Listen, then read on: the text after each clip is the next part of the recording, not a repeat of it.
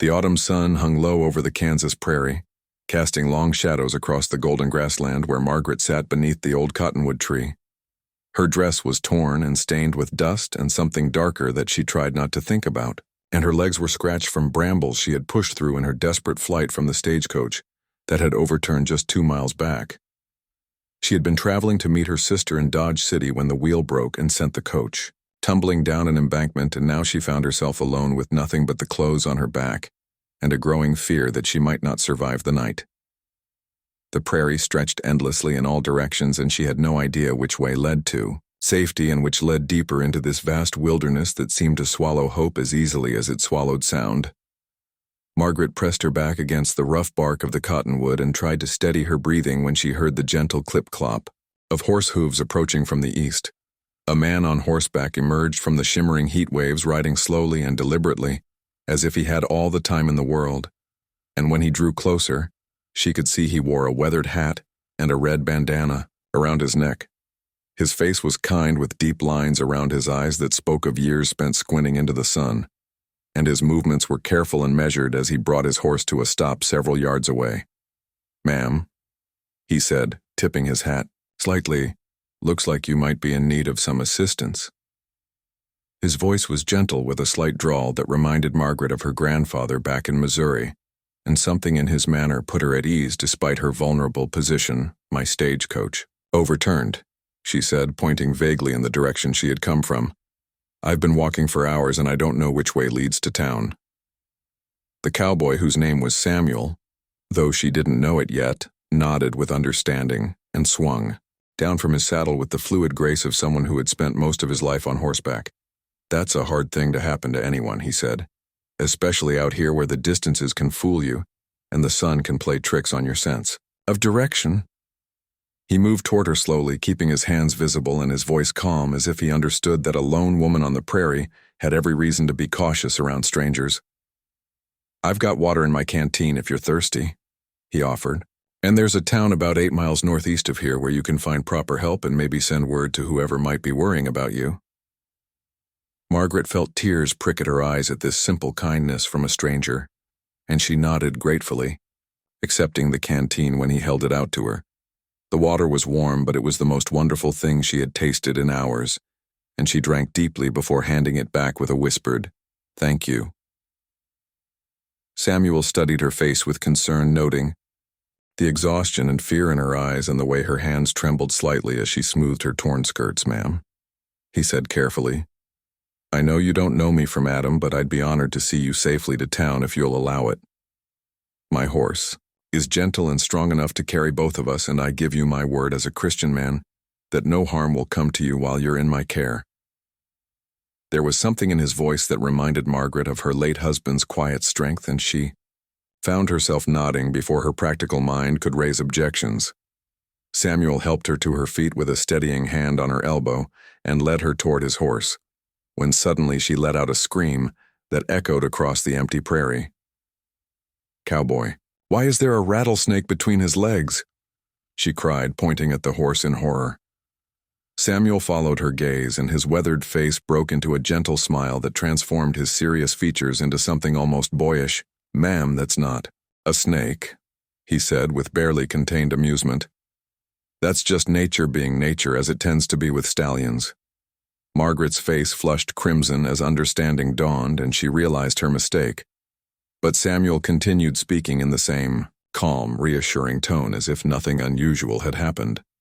"Though I can certainly understand the confusion from your angle," he said, "and I appreciate your concern for both our safety. A rattlesnake would indeed be cause for alarm.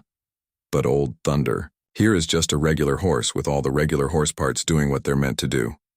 He patted the horse's neck affectionately, and Thunder nickered softly, as if he understood the conversation and found it mildly amusing. Margaret felt mortification wash over her, but Samuel's matter-of-fact response and complete lack of judgment about her mistake somehow made it feel less embarrassing. "I'm sorry," she said. "I've lived in the city most of my life, and I'm not familiar with such things." "No need to apologize," Samuel replied. "We all see what we expect to see sometimes, especially when we're frightened and tired." Fear has a way of making everything look like a threat, even when it's perfectly harmless. He moved to Thunder's left side and checked the stirrups with practiced efficiency before turning back to Margaret. "Now then," he said, "let's get you up on old Thunder here and head toward town before the sun gets much lower. The nights can be cold on the prairie this time of year, and you'll want to be somewhere warm with a proper roof over your head." Margaret approached the horse cautiously and Samuel helped her mount, before swinging up behind her with practiced ease. His arms came around her to hold the reins and she was surprised by how safe she felt despite being alone with a stranger miles from civilization. "Hold on steady now," he said. "Thunder's got a smooth gait, but the prairie can be uneven in places." They rode in comfortable silence for a while with only the rhythmic sound of hoofbeats and the whisper of wind through the grass. The sun continued its slow descent toward the horizon, painting the sky in shades of gold and rose that seemed to stretch forever in all directions. "It's beautiful out here," Margaret said after a time. "I never imagined it would be so vast and peaceful. From the stagecoach window it just looked empty and frightening. But riding like this I can see why people choose to make their lives in such places." Samuel nodded, and she could feel the movement through his chest where it pressed against her back. "It takes some getting used to," he agreed. "The silence and the space, but once it gets into your blood, you find it hard to live anywhere else. There's something about being able to see the weather coming from 20 miles away, and knowing that what you build with your own hands might outlast you by generations." They rode on through the gathering dusk, and Samuel pointed out landmarks along the way, a distant windmill. That marked the boundary of the Morrison Ranch and a stand of trees that grew around a natural spring, where travelers often stopped to rest. "You seem to know this country well," Margaret observed. "Been riding these trails for near 30 years, Samuel replied. "Came out here as a young man looking for adventure and ended up finding something better. Found a way of life that suits me and work that feels meaningful even when it's hard." Margaret found herself relaxing against his steady presence, and for the first time since the stagecoach accident she felt truly safe. There was something deeply comforting about this man's quiet competence, and the way he seemed so at home in this vast landscape. "Do you have family?" she asked then, immediately worried she might be prying. "Had a wife once," Samuel said after a moment. "Wonderful woman named Catherine who could make biscuits that would make angels weep. Lost her to fever about 10 years back and never found anyone else who could fill that particular space in my heart." His voice carried sadness but also acceptance, as if he had made peace with his loss in the way that some people do after years of carrying grief. "But I've got friends scattered across 3 counties and more, cousins than I can count back in Texas, so I'm not lacking for human connection when I need it." Margaret thought about her own recent loss and how she had thrown herself into this journey west, partly to escape the memories that haunted every corner of her life back east. "I understand about losing someone important," she said quietly. "My husband passed 2 years ago and I still sometimes wake up expecting to find him there." Samuel's arms tightened slightly around her in a gesture of comfort. "And understanding grief is a strange companion," he said.